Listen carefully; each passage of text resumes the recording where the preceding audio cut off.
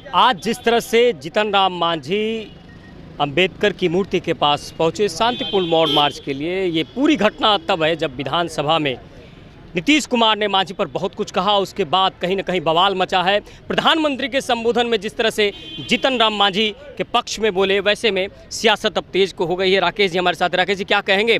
जिस तरह से ये पूरी घटनाक्रम घटी है, आज मौन धारण कराए थे, क्या कहेंगे? देखिए, हमारे नेता यहाँ पहुँचे, मांझी साहब ने पहुँचा, कार्यकर्ता ने पहुँचा, प्रदेश पदाधिकारी से लेकर के सब पहुँचे, सम्राट चौधरी जी पहुँचे, विजय सिन्हा जी पहुँचे और एनडीए के घटक दल के और लोग भी पहुँचे, लेकिन ये ताला नहीं खुला।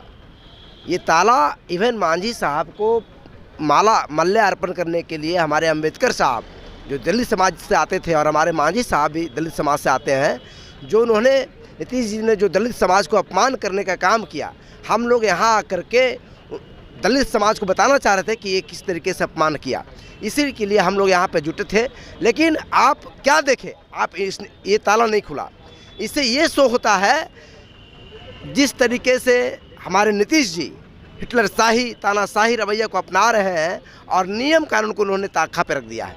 आप समझिए कि पूरे सदन में जिस तरीके से उन्होंने दलित समाज से हमारे नेता जो आते हैं उन्होंने बेइज्जती करने का जो काम किया, ये कतई बर्दाश्त नहीं। सवाल ये उठता है ना कि नीतीश कुमार को आप लोग इतना घेर रहे हैं, यही नीतीश कुमार है ना कि जीतन राम मांझी को मुख्यमंत्री बनाए, सबसे ज़्यादा विश्वास किया। तो वही बात उन्होंने कहा था कि हमने तो बहुत विश्वास किया था, मुख्यमंत्री बनाया।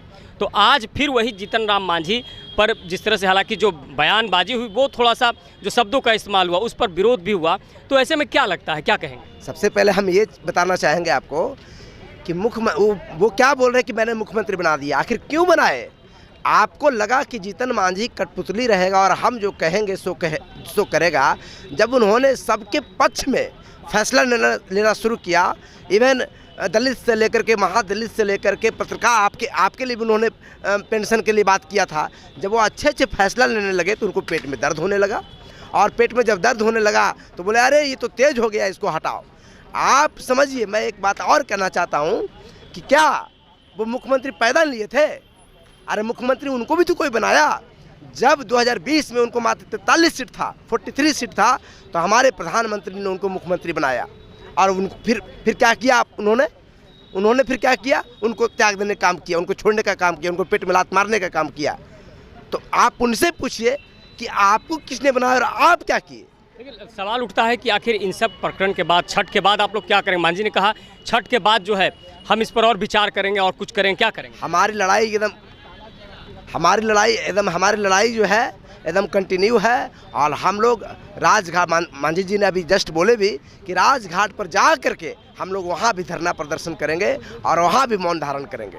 विरोध प्रदर्शन जारी रहेगा? एकदम जारी रहेगा, जब तक कि हम लोग को पूरे बिहार में, पूरे देश में, पूरे विश्व में दलित को ये नहीं पता चल जाए कि किस तरीके से नीतीश कुमार ने बेइज्जती करने का काम किया। और ये सरकार तानाशाही सरकार है, हिटलरशाही सरकार है, ये किसी की नहीं सुनती है। और नियम कानून को उन्होंने ताक़ा पर रखने का काम किया। आप देखें ना कि गेट नहीं खुला, ये तो सार्वजनिक है, गेट खुलना चाहिए। तो ये राकेश जी थे और आपको मैं दिखा रहा हूँ कि जिस तरह से कह रहे हैं कि गेट का ताला नहीं खुला, यही जीतन राम मांझी आए थे, अपनी बातों को भी रखा और जिस तरह से कहा है कि आने वाले समय में और आगे ये अपनी बातें कहेंगे। और जाहिर सी बात है 2024 का चुनाव भी है, सियासत है, ऐसे में देखना होगा आगे क्या कुछ होता है। फिलहाल इस तरह की तमाम खबरों को देखने के लिए आप देखते रहिए आवाज़ न्यूज़। नमस्कार।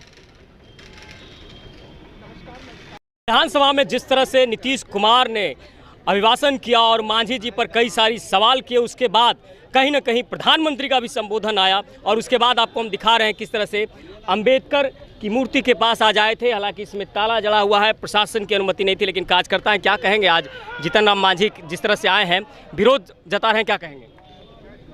हम लोग आए थे कि आज यहाँ पर हम लोग मौन धारण रखेंगे और जो हमारे हिंदुस्तानी आवाम मोर्चा के जो राष्ट्रीय संरक्षक हैं जीतन मांझी जी, इनके साथ जो अभद्रता का व्यवहार किया गया है विधानसभा में, वो नहीं होना चाहिए। इसके चलते हम लोग विरोध पर उतरे हुए हैं।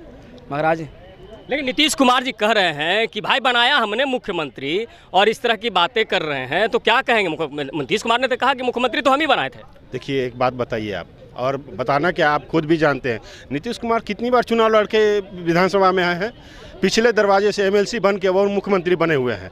वो हार चुके थे विधानसभा, आज तक विधानसभा लड़े और माननीय पूर्व मुख्यमंत्री जीतन राम मांझी जी से वो तुलना कर रहे हैं। जीतन राम मांझी जी कभी बैकडोर से नहीं आए, वो 7 बार चुनाव लड़े हैं और कभी भी पीछे से नहीं आए हैं। और मुख्यमंत्री बनाए, उन्होंने भीख में दान दिया था, रोड पर के आदमी को मुख्यमंत्री बनाया था। वो मेंबर में से पार्लियामेंट में विधानसभा का मेंबर थे, तब उन्होंने विधानसभा में बनाया। तो कल तक तो बहुत अच्छे दोस्त थे नीतीश कुमार के साथ रहे आपके नेता, बराबर वो कहते थे कि नीतीश कुमार अच्छे काम कर रहे हैं। समझ लीजिए, माननीय पूर्व मुख्यमंत्री जीतन राम मांझी जी ने जब जनता का काम करना शुरू कर दिया, तब उनको खटकने लगी। 2 महीने में ही जीतन राम मांझी जी ने ऐसा काम कर दिया कि पूरे बिहार की जनता उनका अनुयायी होने लगा। तब इनको खटकने लगी कि 2 महीने में ही इनको पूरे पार्टी के लोगों ने कहा कि जीतन राम मांझी खराब है। खुद नीतीश कुमार जी ने कहा, तो फिर दोबारा मांझी उनके पास, फिर दोबारा गए, फिर छोड़ दिए। उनके पास गए, उन्होंने कहा था, बुलाया था और उन्होंने कहा था कि आइए आपका सम्मान करेंगे और आपको सम्मान से रखेंगे। चलिए पिंटू जी क्या कहेंगे, ये जो आज आप लोग उतरे हैं सड़कों पर, ठीक है, विधानसभा में जो हुआ कई सारी बातें हुई, वो अनुचित बातें थी, प्रधानमंत्री भी इस पर कुछ न कुछ कह चुके हैं, क्या कहेंगे अपने नेता के लिए? देखिए, सबसे पहले तो हमको लगता है कि नीतीश कुमार जी ने जिस शब्दों का प्रयोग किया है हमारे आदरणीय नेताजी के लिए, ये बिल्कुल निंदनीय है। और आप पिछले कई दिनों से देखेंगे उनके मानसिक दिवालियापन हो गया। महावीर चौधरी का जब जयंती था, उन्होंने फूल चढ़ा के अशोक चौधरी को चढ़ा दिया, विधानसभा में अनर्गल बातें करना स्टार्ट कर दिया। और उतना ही नहीं, हमारे जो आदरणीय नेता है, दलितों के मसीहा कहते हैं, उनको भी तुम तड़ाक कर दिया है। तो हमें तो लगता है कि रांची नहीं, अगर कोइलवर वाला इलाज है तो कोइलवर में पहले इलाज करा ले नीतीश कुमार, तब जाके मुख्यमंत्री का पद कर लेंगे। चलिए देखिए, यहाँ पर फिर से वही बात हो रही है कि नीतीश कुमार का मानसिक संतुलन बिगड़ गया है और ये हम नहीं, हम के जो कार्यकर्ता हैं, वो नेता हैं, वो कह रहे हैं। और यहाँ पर जीतन राम मांझी आए, प्रशासन की भी उतनी ही चुस्त दुरुस्त व्यवस्था थी, मजिस्ट्रेट तैनात किए गए थे और ऐसे में आपको तस्वीरें दिखा रहे हैं कि जीतन राम मांझी यहाँ आकर अपनी सारी बातें कही, क्या कुछ वो कहना चाहते थे, दिल से क्या कुछ कहा, ये सारी बातें कही है। फिलहाल इस तरह की तमाम खबरों को देखने के लिए आप देखते रहिए आवाज़ न्यूज़। नमस्कार।